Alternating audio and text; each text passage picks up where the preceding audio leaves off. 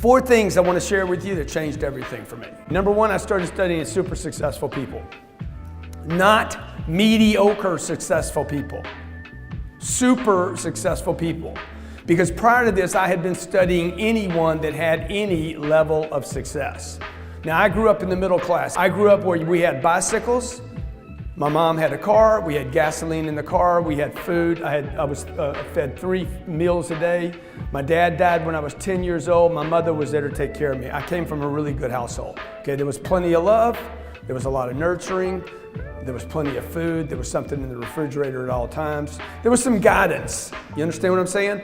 So the first thing I did was I started studying successful people, and I discovered something at 25 years old when my life and my business weren't working well. From the age of 25, when I started my first company at 29 actually, till the age of 45, for those 20 years, I was stuck in a sales cycle.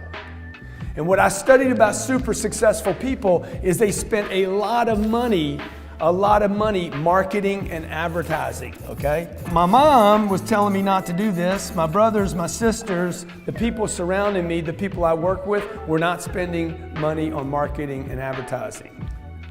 Okay, number 2, successful people. Successful people are not seeking money, they're seeking freedom. I'm talking about the top of the food chain. You guys should be studying the top of the food chain. You should not be studying your buddies.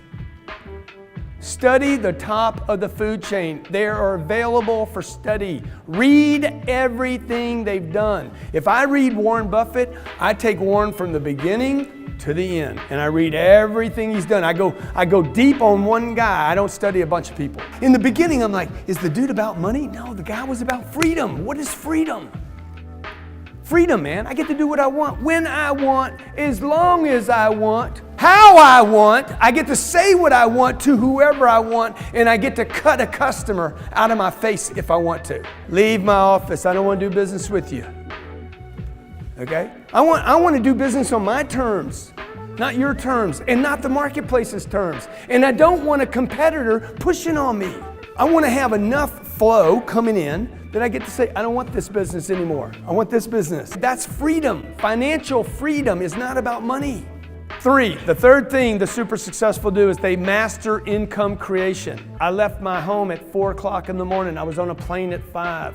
Okay, and a guy asked me, he's like, dude, why are you still cranking so hard? Because I don't have any money.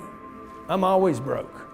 I reinvest all the money. Every time I get any money sitting in accounts, I take it and invest it in hard assets.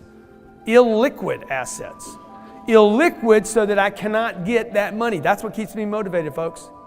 Liquid money, if it's not used, what? It's useless. Take it and I buy a hard asset that produces income. I'm broke, I gotta go hustle again. The 4th thing to mastering income is this, and this is the holy grail of your business. If you want to grow your business, learn to follow up.